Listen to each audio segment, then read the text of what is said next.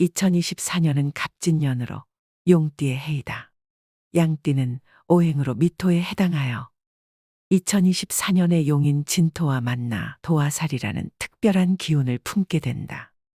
이 기운은 신미생, 개미생, 을미생, 정미생, 기미생에 태어난 사람이라면 2024년에 반드시 만들어내는 신살이다. 도화살이란 12신살 중 하나로 이름에 죽일 살이 들어가 있어서 다소 두려움을 느낄 수 있으나 크게 염려할 필요는 없다. 사주명리학은 계절의 변화와 천문학에 따른 깊은 이해를 바탕으로 두고 있으며 그 본질 속에는 반복되는 주기성을 갖는다는 의미를 내포하고 있다. 즉, 사주란 반복되는 주기에 따른 고찰인 것이다. 이처럼 현재 내가 어떠한 큰 흐름 속에 있는지를 직관적으로 이해하는 데 의미를 두고 현재 내가 처한 환경 속에서 할 수 있는 지혜로운 행동과 피해야 할 행동을 알아두는 것이 매우 중요하다. 도화살은 전통적인 사주명리학에서 사용되는 용어로 한자 도는 복숭아를 화는 꽃을 의미한다. 이는 복숭아 꽃처럼 매력적이고 아름다운 것을 상징하며 사람들의 관심을 끌고 이성을 유혹하는 능력을 나타낸다. 또한 도화살은 욕패살, 함지살, 연살이라고도 불린다. 이러한 도화살의 영향을 받는 사람은 이성에게 매력적으로 보여지며 주변의 많은 이성들에게 관심을 받게 된다. 이는 마치 복숭아 꽃이 그 아름다운 색과 향으로 벌레들을 끌어들이는 것과 비슷한 현상으로 이를 통해 자신의 매력을 발산하고 이성과의 관계에서 유리한 위치를 차지할 수 있다. 도화살은 과거에는 남녀를 막론하고 부정적인 성향, 즉 과도한 성욕으로 인한 재앙의 상징으로 여겨졌다. 하지만 현대에 이르러서 해석을 해보면 도화살은 이성에게 매력적으로 보이는 섹시함과 인기를 상징하는 긍정적인 기운으로 인식되고 있다. 시대와 문화의 변화에 따라 과거의 부정적인 시각이 현대에 와서는 개인의 매력과 인기를 높이는 긍정적인 요소로 재해석되고 있으며, 즉 도화살이 있다고 해서 반드시 부정적인 결과를 초래한다고 볼 수 없다는 것이다. 이처럼 2024년 갑진년의 양띠 사람들은 이러한 기운으로 자신의 외모와 스타일에 더 많은 관심을 기울이게 되고 이로 인해 사회적인 인기와 주목을 받게 된다. 하지만 이러한 관심이 과도한 소비와 유흥으로 이어져 재정적인 부담을 초래할 수 있으므로 재물 관리에 특히 주의가 필요하다. 또한 이러한 활동은 학습이나 개인적인 성장에는 도움이 되지 않을 수 있으므로 균형 잡힌 생활을 유지하는 것이 중요할 것이다. 이처럼 갑진년의 양띠는 활발한 기운을 바탕으로 성공과 번영을 누릴 수 있는 기회가 많지만 과도한 소비와 유흥으로 인한 부정적인 결과에 주의해야 하는 것이다. 또한 생산적인 활동이나 자기 개발에 필요한 집중력을 저하시킬 수 있으므로 자신의 시간과 자원을 어떻게 분배하고 관리할지에 대한 신중한 고려와 절제가 요구된다. 그렇다면 올해 이런 양띠의 도화살을 활용하여 상승의 기운을 탈 수 있는 방법은 없을까? 예로부터 왕족과 부유한 사람들은 보석과 장신구가 기운을 보호하고 상승시킨다 하여 평소 늘 착용하였다.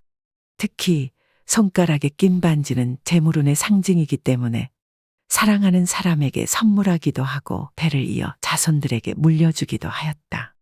그러나 보석의 제대로 된 사용법과 자신의 기운에 맞는 것을 고르는 방법을 몰라 대부분 잘못 사용하고 있으며 이로 인해 그 효과를 제대로 누리지 못하고 오히려 화를 당하고 있는 분들도 많을 것이다. 무작정 값이 비싸다 하여 좋다거나 값이 저렴하다 하여 나쁜 것이 아니다. 가장 중요한 것은 각각의 다른 능력이 깃들어 있는 보석을 자신의 기운과 알맞는 것으로 선택해야 한다는 것이다. 지금부터 2024년의 양띠에게 상승의 기운을 가져다주는 행운의 보석과 그 기운을 이용하여 재물운을 끌어올려주는 놀라운 방법에 대해 알아보자. 2024년 그 어느 때라도 이 보석의 모든 기운을 최대로 발휘하는 방법을 익히게 된다면 올 한 해 부와 번영은 반드시 넘쳐나게 될 것이다. 올해 양띠 사람들에게 도화살을 활용하여 상승의 기운을 끌어올려주는 행운의 보석은 다름 아닌 루비이다.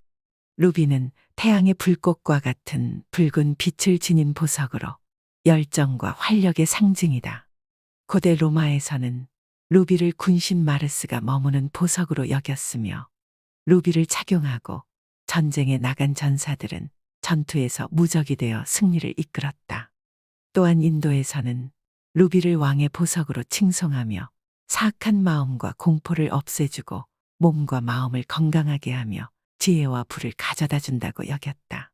루비는 인연에 대한 트라우마를 가진 이들을 치유하고 새로운 인연을 맺게 하며 현명한 결정을 내리는 데 도움을 준다.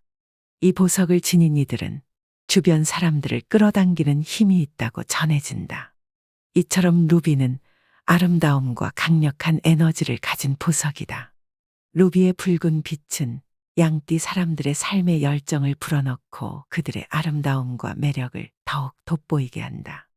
이 매력으로 양띠 사람들은 주변 사람들을 이끌며 리더의 위치로 나아갈 것이다. 또한 루비는 양띠 사람들의 사념을 제거하고 꿈과 목표를 향해 나아가도록 도와준다. 주변 사람들은 양띠 사람들의 이러한 능력에 존경의 시선을 보내며 따르게 될 것이다. 루비는 양띠 사람들에게 권위를 부여하고 강렬한 열정과 힘을 선사한다. 이처럼 루비는 이 승리의 에너지를 양띠 사람들의 삶에 끌어들여 놀라운 변화를 가져오게 하는 것이다. 이 행운의 보석 루비는 그 자체로도 양띠의 몸에 기운을 불어넣을 수도 있지만 금과 함께 착용하게 되면 그 힘이 더욱 크게 발휘된다. 옛 기록들을 살펴보면 금은 기운을 보호하고 상승시켜주는 최고의 도구라 하였다. 그렇기 때문에 행운의 보석은 반드시 금 장신구에 상감하여 매일 착용하고 다니라고 권한다. 그러나 제대로 된 착용 방법을 알지 못해서 그 기운을 온전히 받지 못하고 있으며 오히려 잘못된 사용 방법으로 인해 운을 하락시키는 경우도 많다. 운을 끌어올리는 가장 강력한 방법은 반지를 이용하는 것이다. 운의 상승을 위한 반지 착용법은 여러 가지가 있으나 만약 재물운이 넘쳐 흐르길 바란다면 약지에 반지를 껴야 한다. 약지는 모든 손가락의 근육과 연결되어 있으며 이 손가락의 움직임으로 다른 손가락의 움직임도 좌우할 수 있는 화합을 의미하는 손가락이기 때문에 그러한 것이다. 그래서 약지는 모든 기운이 모이는 곳이며 번영운과 재물운을 살려주는 곳이라 할 수 있다. 또한 오른손잡이는 왼손에, 왼손잡이는 오른손에 반지를 착용하는 것이 좋다.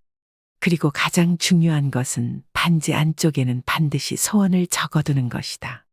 그리하면 약지에 모인 기운들을 극대화시켜 재물운을 끊임없이 상승시킬 수 있도록 도와줄 것이다.